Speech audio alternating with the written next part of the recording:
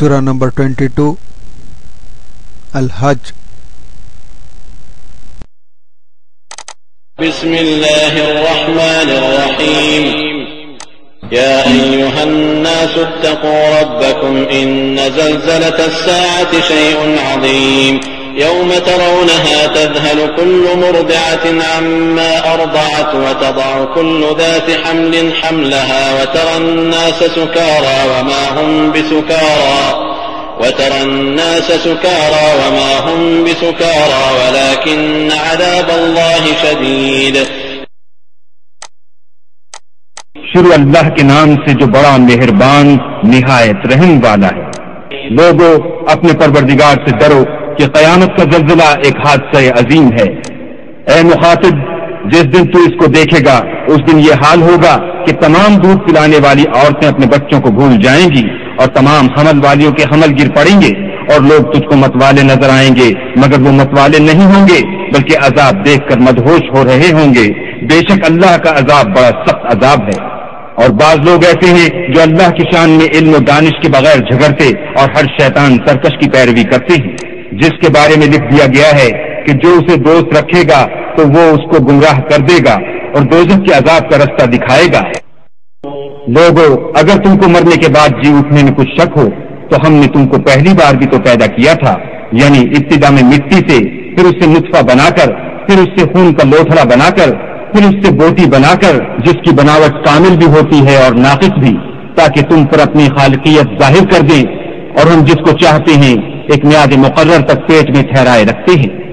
پھر تم کو بچہ بنا کر نکالتے ہیں، پھر تم جوانی کو پہنچتے ہو، اور بعض قبل از پیری مر جاتے ہیں اور بعض شیخ فانی ہو جاتے اور بڑھاپے کی نہایت خراب عمر کی طرف لوٹائے جاتے ہیں کہ بہت کچھ جاننے کے بعد بالکل بے علم ہو جاتے ہیں. اور اے دیکھنے والے، تو دیکھتا ہے کہ ایک وقت میں زمین خشک پڑی ہوتی ہے، پھر جب ہم اس پر مہ برساتے ہیں تو وہ شاداب ہو جاتی اور ابھرنے لگتی ہے اور طرح طرح کی بارونق چیزیں اگاتی ہے. ان قدرتوں سے ظاہر ہے کہ اللہ ہی قادر مطلق ہے جو برحق ہے، اور یہ کہ وہ مردوں کو زندہ کر دیتا ہے، اور یہ کہ وہ ہر چیز پر قدرت رکھتا ہے، اور یہ کہ قیامت آنے والی ہے اس میں کچھ شک نہیں، اور یہ کہ اللہ سب لوگوں کو جو قبروں میں ہیں جلا اٹھائے گا. اور لوگوں میں کوئی ایسا بھی ہے جو اللہ کی شان میں بغیر علم و دانش کے اور بغیر ہدایت کے اور بغیر کتاب روشن کے جھگڑتا ہے اور تکبر سے گردن موڑ لیتا ہے تاکہ لوگوں کو اللہ کے رستے سے گمراہ کر دے. اس کے لیے دنیا میں ذلت ہے اور قیامت کے دن ہم اسے عذاب آتش سوزاں کا مزہ چکھائیں گے. اے سرکش، یہ اس کفر کی سزا ہے جو تیرے ہاتھوں نے آگے بھیجا ہے، اور اللہ اپنے بندوں پر ظلم کرنے والا نہیں.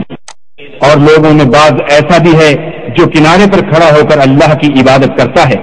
اگر اس کو کوئی دنیاوی فائدہ پہنچے تو اس کے سبب مطمئن ہو جائے، اور اگر کوئی آفت پڑے تو منہ کے بل لوٹ جائے، یعنی پھر کافر ہو جائے. اس نے دنیا میں بھی نقصان اٹھایا اور آخرت میں بھی، یہی تو نقصان صریح ہے.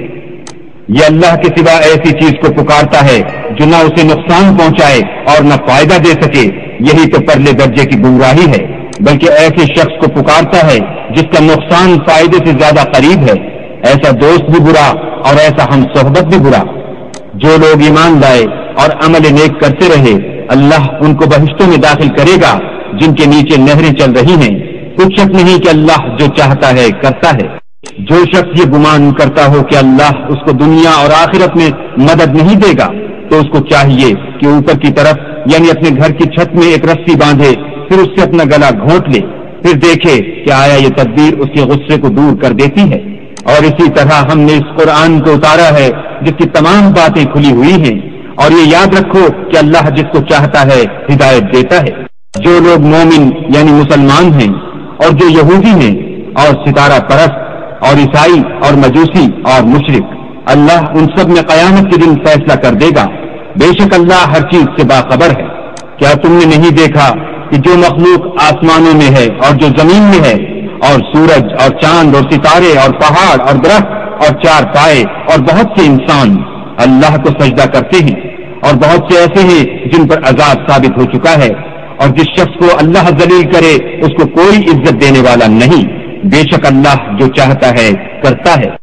یہ دو فریق ایک دوسرے کے دشمن اپنے پروردگار کے بارے میں جھگڑتے ہیں تو جو کافر ہیں ان کے لیے آگ کے کپڑے قطع کیے جائیں گے اور ان کے سروں پر جلتا ہوا پانی ڈالا جائے گا، اس سے ان کے پیٹ کے اندر کی چیزیں اور کھالیں گل جائیں گی، اور ان کے مارنے ٹھوکنے کے لیے لوہے کے ہتھوڑے ہوں گے۔ جب وہ چاہیں گے کہ اس رنج و تکلیف کی وجہ سے دوزخ سے نکل جائیں تو پھر اسی میں لوٹا دیے جائیں گے، اور کہا جائے گا کہ جلنے کے عذاب کا مزہ چکھتے رہو۔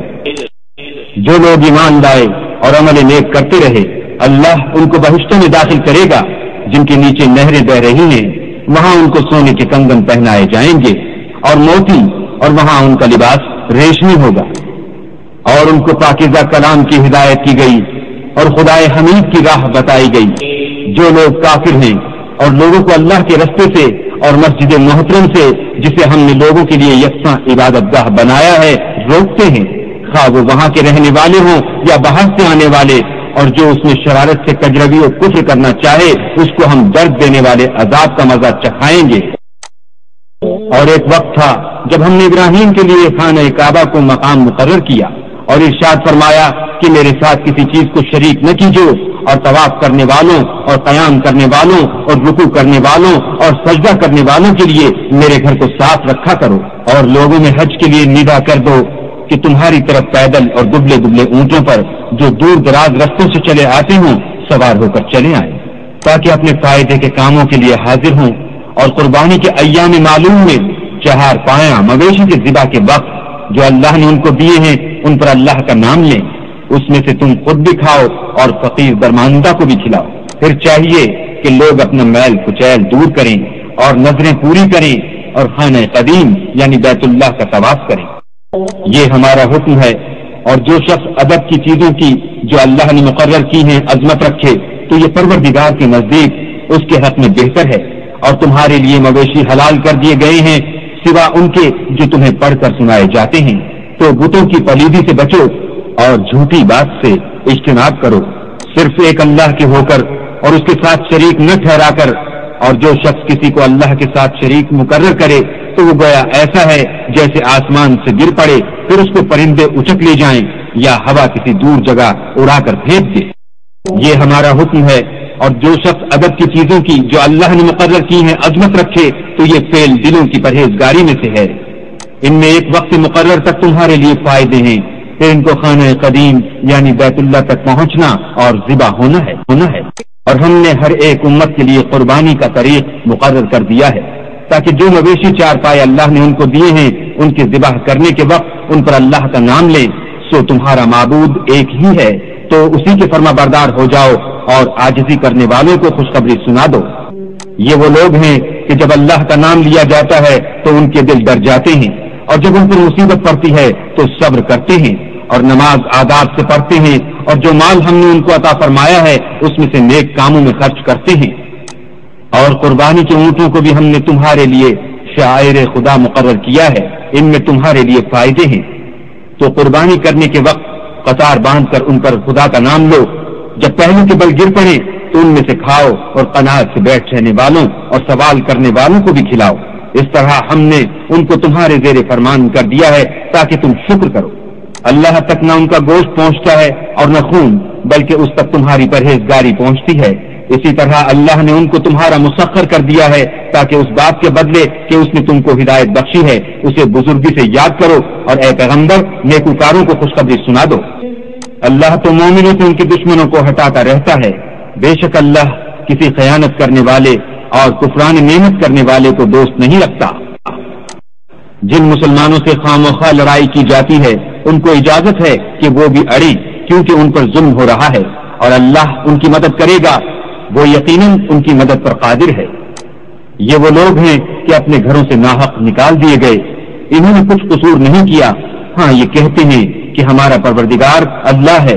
اور اگر اللہ لوگوں کو ایک دوسرے سے نہ ہٹاتا رہتا تو راہبوں کے صومعے اور عیسائیوں کے گرجے اور یہودیوں کے عبادت خانے اور مسلمانوں کی مسجدیں جن میں اللہ کا بہت سا ذکر کیا جاتا ہے گرائی جا چکی ہوتی، اور جو شخص اللہ کی مدد کرتا ہے اللہ اس کی ضرور مدد کرتا ہے، بے شک اللہ توانا اور غالب ہے۔ یہ وہ لوگ ہیں کہ اگر ہم ان کو ملک میں دسترس دیں تو نماز پڑھیں اور زکوٰۃ ادا کریں اور نیک کام کرنے کا حکم دیں اور برے کاموں سے منع کریں، اور سب کاموں کا انجام اللہ ہی کے اختیار میں ہے۔ اور اگر یہ لوگ تم کو جھٹلاتے ہیں تو ان سے پہلے نوح کی قوم اور عاد اور سمود بھی اپنے پیغمبروں کو جھٹلا چکے ہیں، اور قوم ابراہیم اور قوم لوط بھی، اور مدین کے رہنے والے بھی اور موسیٰ بھی تو جھٹلائے جا چکے ہیں، لیکن میں کافروں کو مہلت دیتا رہا، پھر ان کو پکڑ لیا، تو دیکھ لو کہ میرا عذاب کیسا سخت تھا۔ اور بہت سی بستیاں ہیں کہ ہم نے ان کو تباہ کر ڈالا کہ وہ نافرمان تھیں، سو وہ اپنی چھتوں پر گری پڑی ہیں، اور بہت سے کنویں بیکار اور بہت سے محل ویران پڑے ہیں۔ کیا ان لوگوں نے ملک میں سیر نہیں کی تاکہ ان کے دل ایسے ہوتے کہ ان سے سمجھ سکتے اور کان ایسے ہوتے کہ ان سے سن سکتے؟ بات یہ ہے کہ آنکھیں اندھی نہیں ہوتی بلکہ دل جو سینوں میں ہیں وہ اندھے ہوتے ہیں۔ اور یہ لوگ تم سے عذاب کے لیے جلدی کر رہے ہیں، اور اللہ اپنا وعدہ ہرگز خلاف نہیں کرے گا، اور بے شک تمہارے پروردگار کے نزدیک ایک روز تمہارے حساب کی روح سے 1000 برس کے برابر ہے۔ اور بہت سی بستیاں ہیں کہ میں ان کو مہلت دیتا رہا اور وہ نافرمان تھیں، پھر میں نے ان کو پکڑ لیا اور میری ہی طرف لوٹ کر آنا ہے۔ اے پیغمبر کہہ دو کہ لوگوں میں تم کو کھلم کھلا نصیحت کرنے والا ہوں، تو جو لوگ ایمان لائے اور کام نیک کیے ان کے لیے بخشش اور آبرو کی روزی ہے، اور جن لوگوں نے ہماری آیتوں میں اپنے زعم باطل میں ہمیں عاجز کرنے کے لیے سعی کی وہ اہل دوزخ ہیں۔ اور ہم نے تم سے پہلے کوئی رسول اور نبی نہیں بھیجا مگر اس کا یہ حال تھا کہ جب وہ کوئی آرزو کرتا تھا تو شیطان اس کی آرزو میں وسوسہ ڈال دیتا تھا، تو جو وسوسہ شیطان ڈالتا ہے اللہ اس کو دور کر دیتا ہے، پھر اللہ اپنی آیتوں کو مضبوط کر دیتا ہے، اور اللہ علم والا اور حکمت والا ہے۔ غرض اس سے یہ ہے کہ جو وسوسہ شیطان ڈالتا ہے اس کو ان لوگوں کے لیے جن کے دلوں میں بیماری ہے اور جن کے دل سخت ہیں ذریعہ آزمائش ٹھہرائے، بے شک ظالم پرلے درجے کی مخالفت میں ہیں۔ اور یہ بھی غرض ہے کہ جن لوگوں کو علم عطا ہوا ہے وہ جان لیں کہ وہ یعنی وہی تمہارے پروردگار کی طرف سے حق ہے، تو وہ اس پر ایمان لائیں اور ان کے دل اللہ کے آگے عاجزی کریں، اور جو لوگ ایمان لائے ہیں اللہ ان کو سیدھے رستے کی طرف ہدایت کرتا ہے۔ اور کافر لوگ ہمیشہ اس سے شک میں رہیں گے یہاں تک کہ قیامت ان پر ناگہاں آ جائے یا ایک نامبارک دن کا عذاب ان پر آ واقع ہو۔ اس روز بادشاہی اللہ ہی کی ہوگی اور وہ ان میں فیصلہ کر دے گا، تو جو لوگ ایمان لائے اور عمل نیک کرتے رہے وہ نعمت کے باغوں میں ہوں گے، اور جو کافر ہوئے اور ہماری آیتوں کو جھٹلاتے رہے ان کے لیے ذلیل کرنے والا عذاب ہوگا۔ اور جن لوگوں نے اللہ کی راہ میں ہجرت کی پھر مارے گئے یا مر گئے ان کو اللہ اچھی روزی دے گا، اور بے شک اللہ سب سے بہتر رزق دینے والا ہے۔ وہ ان کو ایسے مقام میں داخل کرے گا جسے وہ پسند کریں گے، اور اللہ تو جاننے والا اور بردبار ہے۔ یہ بات اللہ کے ہاں ٹھہر چکی ہے، اور جو شخص کسی کو اتنی ہی ایذا دے جتنی ایذا اس کو دی گئی، پھر اس شخص پر زیادتی کی جائے تو اللہ اس کی مدد کرے گا، بے شک اللہ معاف کرنے والا اور بخشنے والا ہے۔ یہ اس لیے کہ اللہ رات کو دن میں داخل کرتا ہے اور دن کو رات میں داخل کرتا ہے، اور اللہ تو سننے والا دیکھنے والا ہے۔ یہ اس لیے کہ اللہ ہی برحق ہے، اور جس چیز کو کافر اللہ کے سوا پکارتے ہیں وہ باطل ہے، اور اس لیے کہ اللہ رفیع الشان اور بڑا ہے۔ کیا تم نہیں دیکھتے کہ اللہ آسمان سے مہ برساتا ہے تو زمین سرسبز ہو جاتی ہے؟ بے شک اللہ مہربان اور خبردار ہے۔ جو کچھ آسمانوں میں ہے اور جو کچھ زمین میں ہے اسی کا ہے، اور بے شک اللہ بے نیاز اور قابل ستائش ہے۔ کیا تم نہیں دیکھتے کہ جتنی چیزیں زمین میں ہیں سب اللہ نے تمہارے زیر فرمان کر رکھی ہیں، اور کشتیاں بھی جو اسی کے حکم سے دریا میں چلتی ہیں، اور وہ آسمان کو تھامے رہتا ہے کہ زمین پر نہ گر پڑے مگر اس کے حکم سے۔ بے شک اللہ لوگوں پر نہایت شفقت کرنے والا مہربان ہے۔ اور وہی تو ہے جس نے تم کو حیات بخشی، پھر تم کو مارتا ہے، پھر تمہیں زندہ بھی کرے گا، اور انسان تو بڑا ناشکر ہے۔ ہم نے ہر ایک امت کے لیے ایک شریعت مقرر کر دی ہے جس پر وہ چلتے ہیں، تو یہ لوگ تم سے اس امر میں جھگڑا نہ کریں، اور تم لوگوں کو اپنے پروردگار کی طرف بلاتے رہو، بے شک تم سیدھے رستے پر ہو۔ اور اگر یہ تم سے جھگڑا کریں تو کہہ دو کہ جو عمل تم کرتے ہو اللہ ان سے خوب واقف ہے۔ جن باتوں میں تم اختلاف کرتے ہو اللہ تم میں قیامت کے روز ان کا فیصلہ کر دے گا۔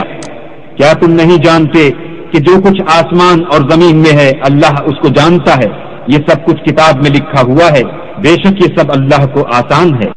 اور یہ لوگ اللہ کے سوا ایسی چیزوں کی عبادت کرتے ہیں جن کی اس نے کوئی سند نازل نہیں فرمائی، اور نہ ان کے پاس اس کی کوئی دلیل ہے، اور ظالموں کا کوئی بھی مددگار نہیں ہوگا۔ اور جب ان کو ہماری آیتیں پڑھ کر سنائی جاتی ہیں تو ان کی شکل بگڑ جاتی ہے، اور تم ان کے چہروں میں صاف طور پر ناخوشی کے آثار دیکھتے ہو، قریب ہوتے ہیں کہ جو لوگ ان کو ہماری آیتیں پڑھ کر سناتے ہیں ان پر حملہ کر دیں۔ کہہ دو کہ میں تم کو اس سے بھی بری چیز بتاؤں، وہ دوزخ کی آگ ہے جس کا اللہ نے کافروں سے وعدہ کیا ہے، اور وہ برا ٹھکانہ ہے۔ لوگوں ایک مثال بیان کی جاتی ہے، اسے غور سے سنو کہ جن لوگوں کو تم اللہ کے سوا پکارتے ہو وہ ایک مکھی بھی نہیں بنا سکتے، اگرچہ اس کے لیے سب مجتمع ہو جائیں، اور اگر ان سے مکھی کوئی چیز چھین لے جائے تو اسے اس سے چھڑا نہیں سکتے۔